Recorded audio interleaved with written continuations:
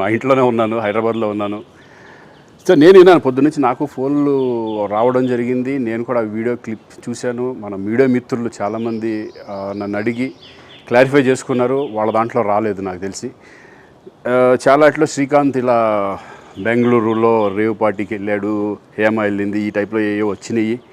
నిజంగా నాకు నవ్వు వచ్చింది. ఇంట్లో వాళ్ళందరూ నవ్వుకున్నాం. ఇదేంటిది, మొన్న ఏమో విడాకులు ఇచ్చి పిచ్చేశారు నా భార్యతో, ఈరోజేమో రేవ్ పార్టీలకి వెళ్ళాడు అని వచ్చేసినాయి. కానీ ఒకటి వాళ్ళు కొంచెం తొందరపడ్డంలో ఇది లేదనిపించింది. ఎందుకంటే అతను ఎవరో కానీ కొంచెం నాలాగా ఉన్నాడు. వాడు కొంచెం ఇలా కప్పుకొని, అది గెడ్డం ఉంది, బట్ ఇప్పుడు గెడ్డం నాకు లేదు అని, బట్ గెడ్డంతో నేను షాక్ అయ్యాను. ఇదేంటిది నాలాగా ఉన్నాడు ఏంటి అని నేనే షాక్ అయ్యాను. సో దయచేసి ఎవరు నమ్మొద్దు.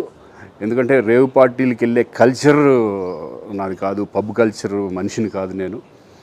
ఒక్కోసారి బర్త్డే పార్టీలకి వెళ్తాము, ఒకవేళ తెలియకుండా ఏదైనా వెళ్ళినా ఒక హాఫ్ అన్ అవర్ నుండి వచ్చేస్తాను తప్పితే అటువంటి ఏమీ లేదు. రేవ్ పార్టీ ఎలా ఉంటుందో కూడా నాకు తెలియదు. సో దయచేసి ఎవ్వరూ ఈ విషయాన్ని నమ్మొద్దు. హ్యాపీగా నేను హైదరాబాద్లో ఉన్నాను, మా ఇంట్లోనే. ఇప్పుడు మా ఇంట్లో నుంచే నేను ఇది చేస్తున్నాను.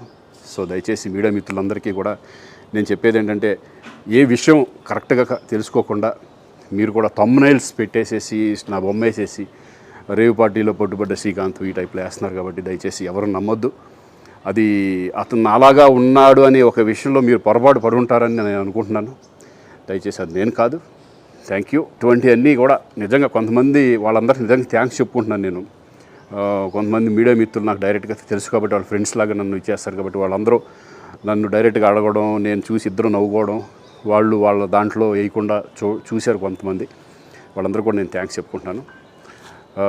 దయచేసి ఇవన్నీ నమ్మొద్దు.